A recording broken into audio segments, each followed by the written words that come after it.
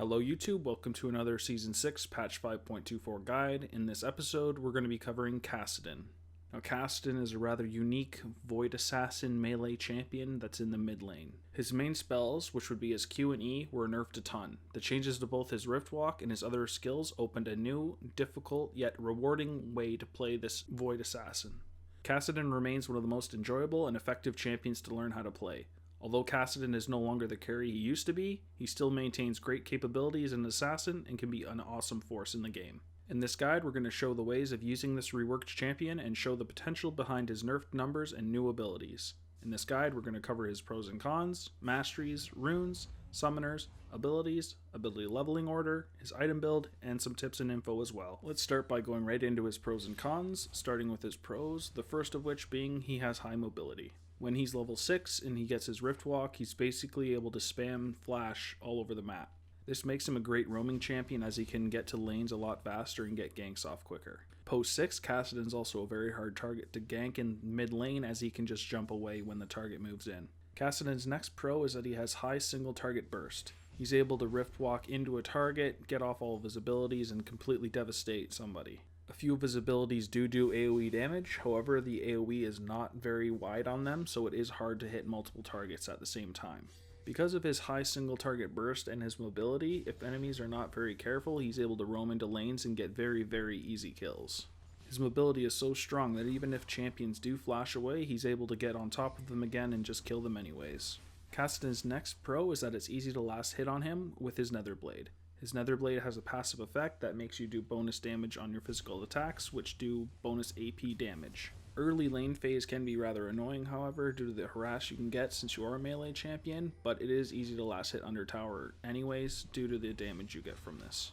Now, as I kind of touched on before, he has an amazing built-in low cooldown flash. His Rift Walk can be used very often, however the mana cost does go up very high if you do keep on spamming it.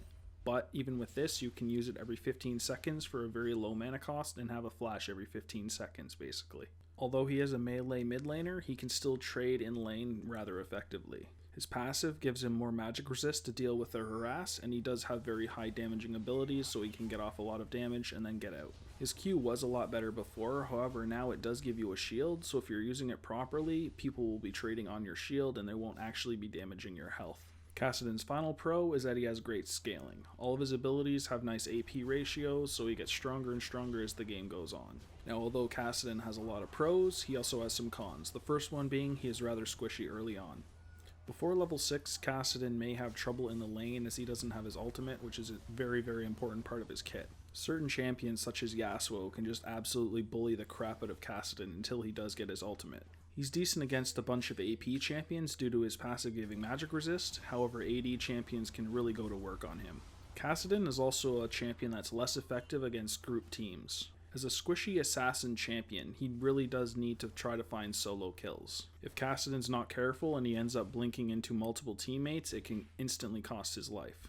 Because of this, you need to be very aware of where the enemy champions are on the map and look for single targets whenever you can. Sitting in lane, farming is generally not something you want to do on Kassadin. You need to be roaming around and trying to find any kill that you can. Now we quickly look at his masteries, which are 12 ferocity and 18 cunning. In ferocity we get 2% increased ability damage, followed by double-edged sword, which is deal 3% additional damage and take 1.5% more damage as well. We then take Vampirism for 2% lifesteal and spell vamp, so we have a little bit more lane sustain. We then get Bounty Hunter, which is deal 1% more damage for each unique enemy champion killed, as we're going to be roaming around the map trying to get more champions killed. We then move into Cunning, getting Savagery, which is single target attacks and spells deal 5 bonus damage to minions, which makes last hitting much easier. We follow this up with Assassin, which is 1.5% increased damage when no allied champions are near, as we're going to be roaming trying to find any kill we can. Next we get Merciless, which is deal 5% more damage to champions below 40% HP.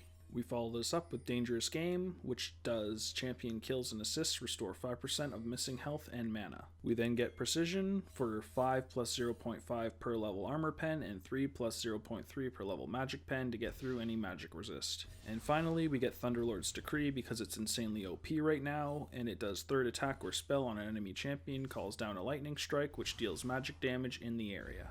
We take these masteries so the lane phase is a little bit easier and we're able to assassinate targets much easier as well. As for Kassadin's runes, we get 9 greater marks of magic penetration, 9 greater glyphs of magic resist, 9 greater seals of scaling health, and 3 greater quintessences of ability power. Now these runes are assuming you are against an AP mid, however if you are against an AD mid you would want to take greater seals of armor instead of the scaling health. We take these runes so we're as tanky as possible in the mid lane since we are rather weak early on, and we get as much damage as we can as well from these runes. Now we look at his summoners, which are Flash and Ignite. Flash is used for chasing, escaping, and repositioning. What's better than having 1 blink as a champion? Well, 2 blinks. Having Riff Walk and Flash means you can close a very high gap very fast. We get Ignite because it can help secure kills that would have otherwise walked away with slivers of health. Ignite will also enhance your dueling and kill potential. It is also a counter to champions who abuse healing. An alternative to Ignite would be Teleport if you are roaming around a lot and you're worried about getting back to your mid lane.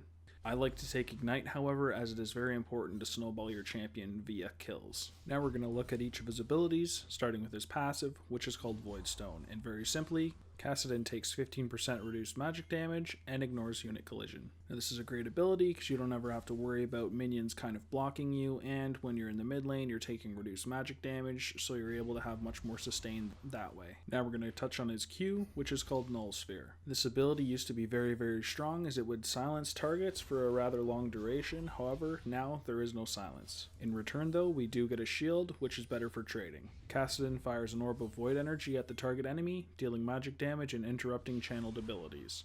The excess energy forms around Kassadin, granting him a shield that absorbs incoming damage for 1.5 seconds. The magic damage is between 70 and 170 plus 70% AP, and the shield strength is between 40 and 160 plus 30% AP. The range of the ability is 650, the speed is 1400, the cost goes from 70 to 90 based on the rank, and the cooldown is always 9 seconds. Because this does high single target damage and it does give you a shield for trading as well, this is the first ability we level. The cost is rather high, however when you do have blue buff and you can spam this out every 9 seconds, it can be really strong. Now although it doesn't silence everything anymore, it does at least still stop channeled abilities, so it is a good pick against something like a Misfortune on the enemy team, so you can cancel her ultimate. Now we jump into his W, which is called Nether Blade, and it has a passive and active effect. The passive is Kassadin's basic attacks deal 20 plus 10% AP bonus magic damage. As I touched on before, this makes Kassadin's ability to last hit much better. Early on, he may find himself pushed under his own tower fairly often, and having this makes sure he can get last hits under it. As for the active part of this skill, Kassadin's next basic attack gains range, deals additional magic damage, and restores a portion of his missing mana, quadrupled against champions. The total bonus magic damage for this is between 40 and 140, plus 70% AP, and the mana restored is between 4 and 8% of your missing mana. The range is 200, and the cooldown is 7 seconds. This is yet another strong ability as it also has 70% AP ratio. The cooldown is not that long as well. Now we jump into his E, which is called Force Pulse, and this also has a passive and active. For his passive, Kassadin draws energy from spells cast in the vicinity, gaining a charge whenever a champion, including himself, uses an ability, and it caps at 6. Upon reaching 6 charges, Kassadin gains the ability to cast Force Pulse. Now for the active, Kassadin emits a pulse of void energy, dealing magic damage to all enemies in a cone and slowing them for 1 second. The magic damage is between 80 and 180, plus 70% AP, and the slow goes from 50 to 90%. The range is 700, the cost is 80 mana plus 6 charges, and the cooldown is 6 seconds. Now as you can see, this is yet another ability which has 70% AP ratio, which is part of why Kassadin is so strong later on, as all of his abilities, like I said before, have good AP ratios. And this ability has a very strong slow built into it, which makes it very good for ganking. Now this is a skill that's almost as good as your Q, considering it also has an AoE built into it. However, you may not be able to use it as often, and it does not have a shield for trading, so we don't take this over your Q. Now we land on the ability that makes Kassadin so damn strong, which is called Riff Walk. Kassadin blinks to the target location, dealing magic damage to all nearby enemies on arrival. Each subsequent Riff Walk within 15 seconds double its cost, and it increases its damage, stacking up to 4 times. The base magic damage is between 80 and 120, plus 20% AP, plus 2% maximum mana. The bonus damage per stack is between 40 and 60, plus 10% AP, plus 1% maximum mana. The range is 500, the cost is between 50 and 800 mana, and the cooldown goes from 6 to 2 seconds. Because this does damage based on your maximum mana, it's why we get a Rod of Ages first as Kassadin, because it does have the mana obviously, but it also makes you have more health and stuff, so you're tankier in the lane as well. And it's usually best to not get too many stacks of this ability, although it is nice obviously that you get more damage from it. However, when it starts being 800 mana a cast, you're not going to really be able to cast it much. I usually like to stick to a couple stacks so I get the increased damage, however I will also have mana, which is nice. Since you do so much damage anyways, usually you only have to use it maybe once or twice in a fight, and then a third time if you need to get away, so it's usually not that bad anyways. Because of how the ability on this damage does work, having blue buff is very important on Kassadin, as you can have more stacks, meaning you're doing more damage, but still have mana regeneration so you can get out. With all of his abilities covered, we're now going to look at his ability leveling order. First of which is Riff Walk, which is taken whenever you can, meaning 6, 11, and 16. You follow this up in the order with Null Sphere, which is your Q. You take it at level 1, and it is your main priority, so you take it at 1, 3, 5, 7, and 9.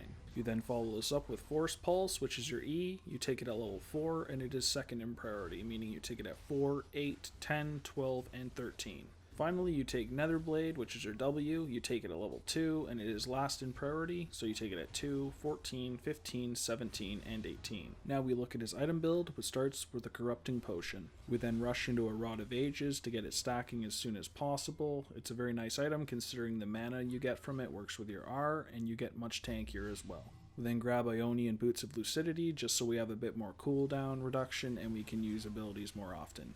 We then move into a Lichbane. It's a very nice item for Kassadin considering you get in melee range and you can activate all your abilities and get off attacks in between each of them, which does massive damage.